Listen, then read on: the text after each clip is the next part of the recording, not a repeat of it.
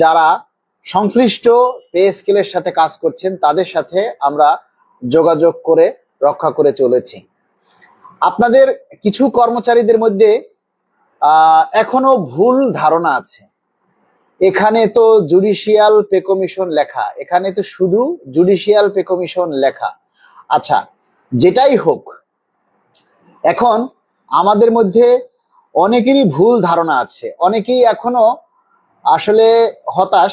বিশেষ করে 2015 সালের পরে যারা চাকরিতে ঢুকেছেন তারা এই পে স্কেল সম্পর্কে আসলে তাদের তেমন একটা ধারণা নেই, কেননা তারা পে স্কেল একবারও পায়নি।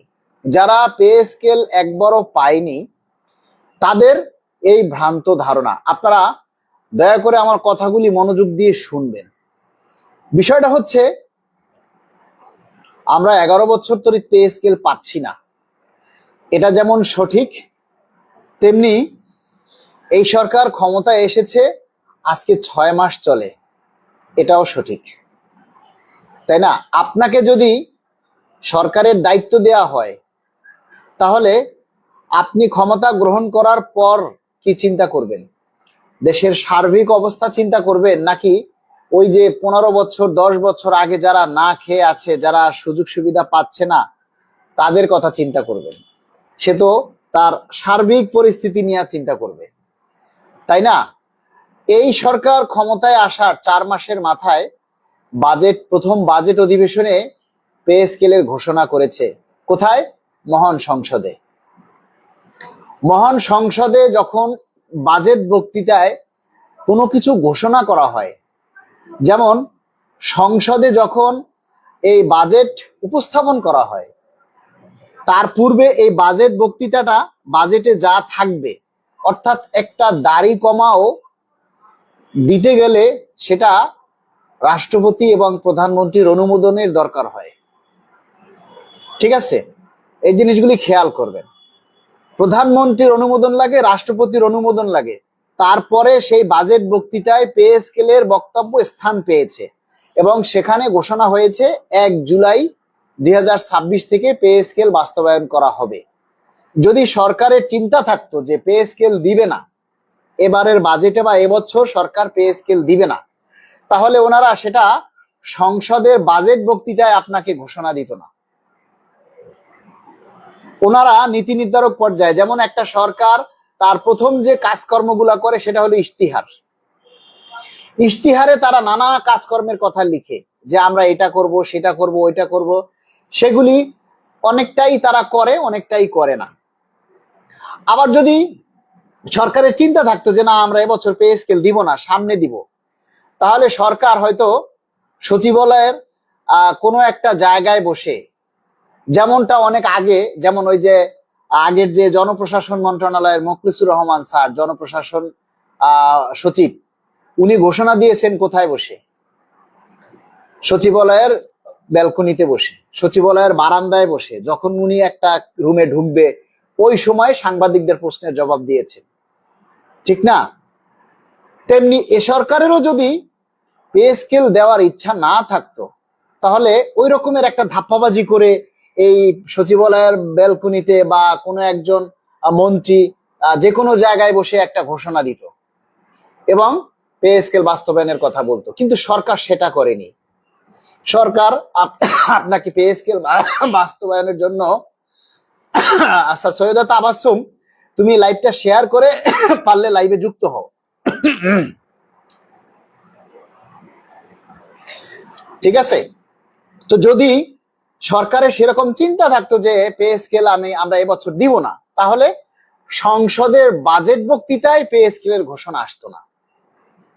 এটা হলো আপনাদেরকে বিশ্বাস করার, আপনারা যাতে বিশ্বাস করেন সেটার একেবারে প্রথম এবং প্রধান স্টেজ।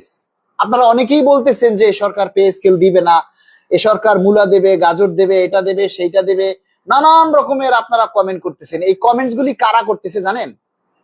এই কমেন্টস গুলি করতেছে 2015 সালের চাকরি পাওয়া কিছু মূর্খ কর্মচারী, যারা সরকারের সম্পর্কে এখনো ধারণা হয়নি যে একটা কমেন্টের কারণে সে সাসপেন্ড হতে পারে, একটা বাজে মন্তব্যের কারণে তার চাকরি চলে যেতে পারে।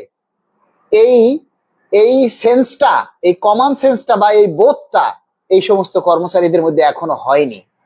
আর হয়নি বলেই তারা একজন মন্ত্রীকে নিয়ে সরকারি চাকরি করে, আপনি একজন মন্ত্রীকে নিয়ে, দেশের সরকারকে নিয়ে একটা বাজে মন্তব্য আপনি করতে পারেন না। সুতরাং আমার লাইভে এসে বা আমার ভিডিওতে বিভিন্ন পোস্টে আপনারা যারা এই কমেন্টস গুলি করেন, বিশেষ করে আপনি যদি সরকারি চাকরিজীবী হয়ে থাকেন, তাহলে সাবধান হয়ে যান। সরকার কিন্তু আস্তে আস্তে কঠোর হচ্ছে।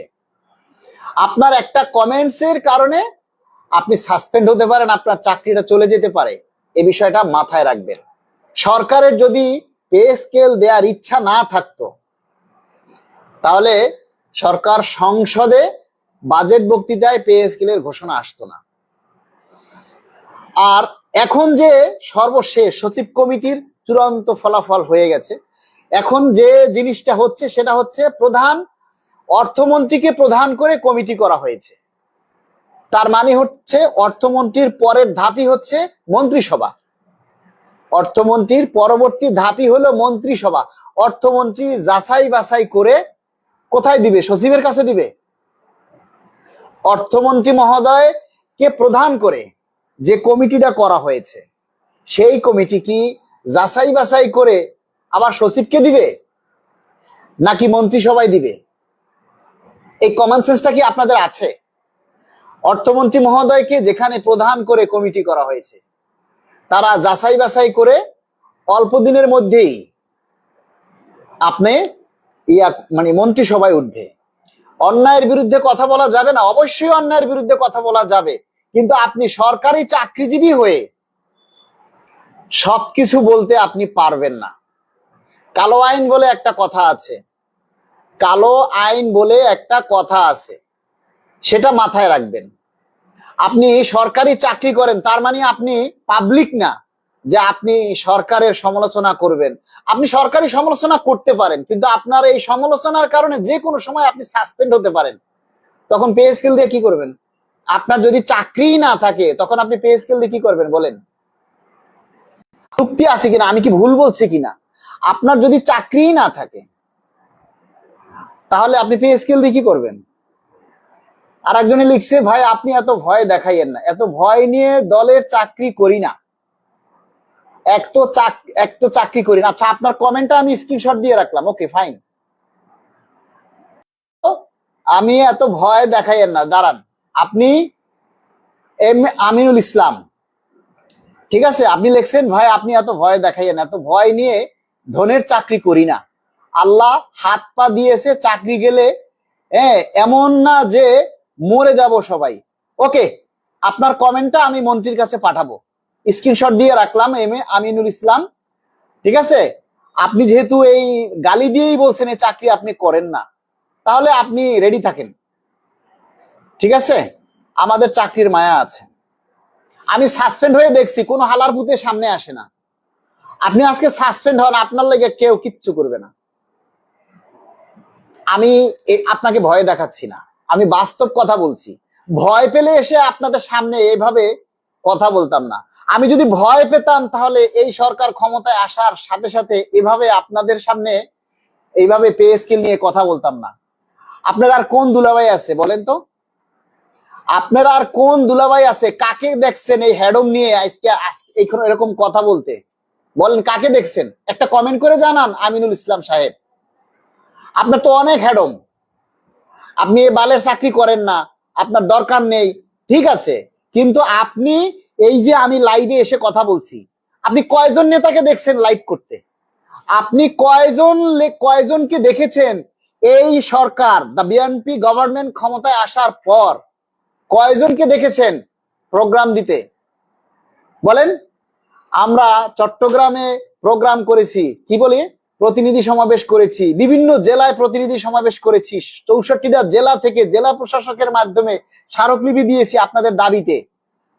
আর কে দিছে? সবাই তো ওই ফেরাউনের আমলে কি কি করছে সেইগুলি ব্যাকডেট করে বারবার সেইগুলি রিভিউ করছে। আগে আগে কি কি করছে সেই ভিডিওগুলিকে রিভিউ করছে। নতুন ভিডিও নাই, আমরা কিন্তু নতুন ভিডিও দিচ্ছি।